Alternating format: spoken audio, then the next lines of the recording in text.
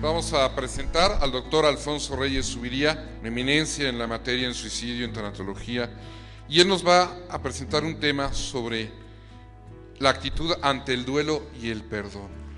Doctor, muy buenos días. Buenos días. Se los dejo con todos ellos. Gracias. Bueno, pues miren, yo sí comienzo diciendo lo que la buena educación manda. Darle las gracias a los que me invitaron a estar aquí. Tengo que aprovechar todas las ocasiones que me den para hablar de un tema sumamente difícil, sumamente duro, pero que todos tenemos que vivir.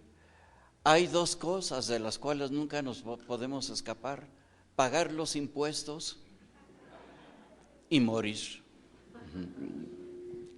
Y precisamente voy a hablar de esto, pero el tema que me pidieron fue el manejo del duelo, lo cual significa ya una vez que ese ser amado murió.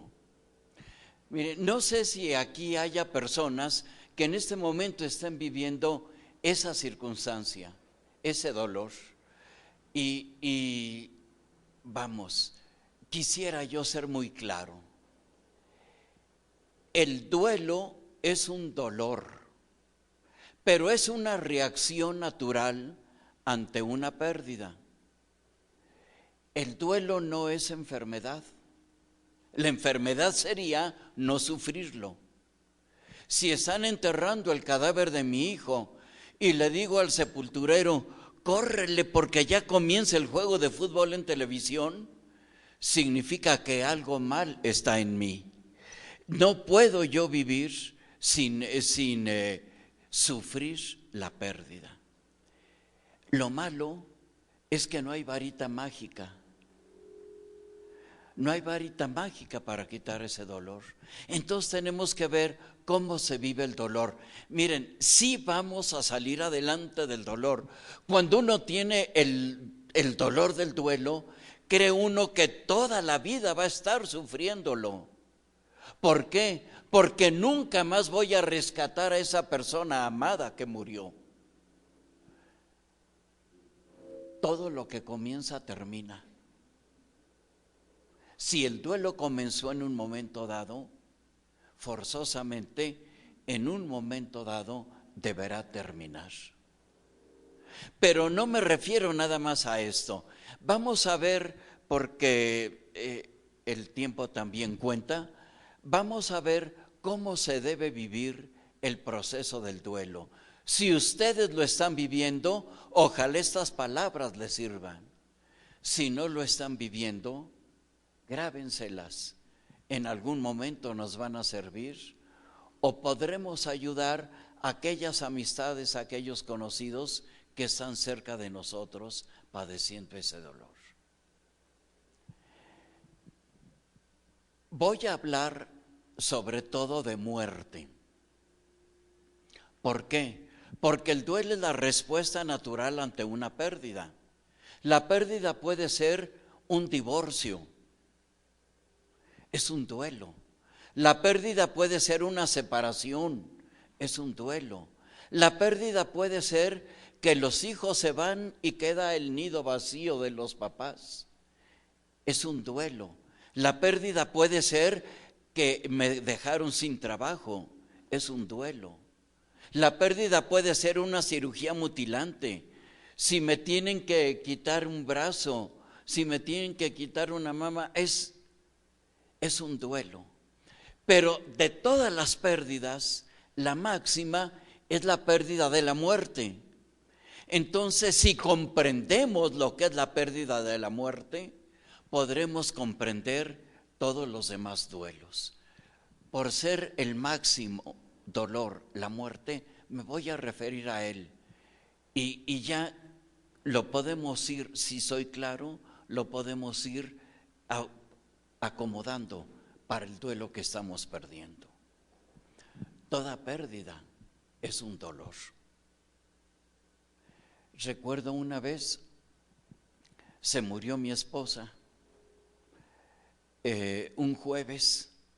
El lunes estaba yo en mi consultorio ya Y llegó una señorita y me dice, ay, qué pena, me acabo de enterar, me da mucha vergüenza, no puedo comparar mi dolor con el suyo, pero es que se acaba de morir mi perrita.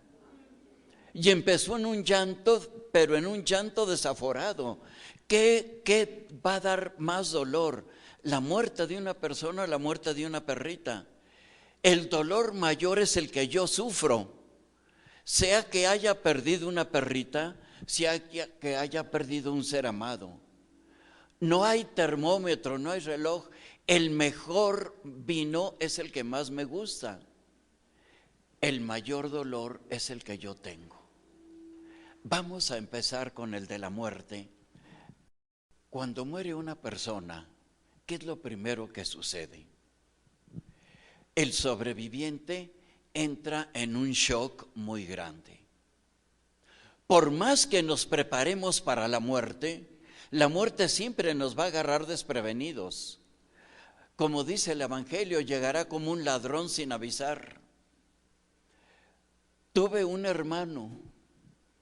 Ese hermano se le ocurrió enfermarse de cáncer. Tuvimos más de un año para prepararnos a su muerte.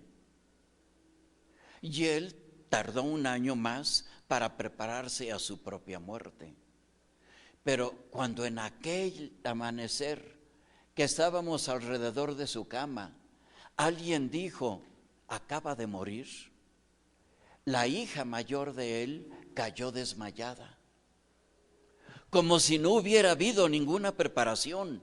Pero es que nunca estamos preparados para la muerte.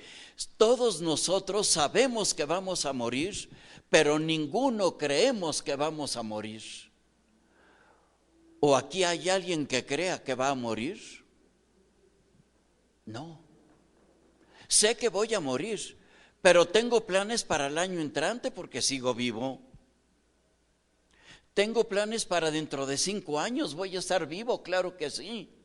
El hombre no puede creer en su muerte. Por eso cuando llega a la casa de uno, siempre nos agarra desprevenidos. Y entonces viene el shock. ¿Qué es el shock? Una como imposibilidad de creer lo que sucedió. Acaba de morir la persona. Y hay muchos que agarran al cadáver, lo sangolotean, lo mueven, le dicen, dime que no es cierto, abre los ojos, dime algo. Es imposibilidad de creerlo. Quizás pasa el tiempo, pasan los días y suena el teléfono y uno dice, es mi papá. Para luego recordar que ya murió. Hay una primera etapa, el shock, que es un mecanismo de defensa muy caritativo que nos hace que vayamos muy poco a poco, aceptando la muerte. Si nos cayera de cuajo el 20 de la muerte, todos estaríamos esquizofrénicos. Pero entonces, este mecanismo de defensa es cuestión de tener que negar lo que ya sucedió. No lo puede uno creer. Se vive como entre nubes, se vive como si fuera una pesadilla que ya pronto va a despertar. Mi papá era médico, murió del corazón, atendió a un enfermo, al último enfermo que atendió, lo despidió, cerró su consultorio, se fue a su biblioteca, se sentó y quedó muerto. Punto. Él siempre, soy de Durango, la casa de mis papás en Durango, se conectaba por un corredor lleno de lechos al consultorio de mi papá. Y él se quitaba su bata blanca cuando llegaba la hora de comer y atravesaba el corredor, haciendo con la bata toreo. Iba haciendo chicuelinas, iba haciendo verónicas, iba haciendo gaoneras. Y los helechos se movían por el viento que movía la bata blanca convertida en capote. Todavía al mes, cuando se acercaba la hora de comida, Durango es muy ventoso, el viento hacía que se movieran los helechos. Yo decía, ya llegó mi papá a comer, para decir, no, si está muerto. Esta negación de la muerte es importante, pero debe durar relativamente poco. Hay rituales de despedida. Uno es el ritual personal. ¿Cómo me despedí yo de mi ser querido? Hay personas que lloran quedamente. Hay personas que se ponen hasta con algo de histeria. Conocí a una señora que se murió su hija en Médica Sur, y cuando salió el médico y le dijo acaba de morir, la señora lo que hizo se fue a los prados de Médica Sur y empezó a comer zacate. Fue su despedida, como que a veces viene algo de enloquecimiento. A una señora saliendo del entierro de su esposo, le decía al chofer, lléveme pronto a mi casa, le quiero contar a mi esposo qué bonito estuvo su entierro. Son como momentos de locura pasajeros que tiene uno que vivir. Sí, se ataranta uno. Ese es el término, se ataranta. Es necesario vivir eso para que el 20 de la muerte no me caiga de pronto porque me haría esquizofrénico.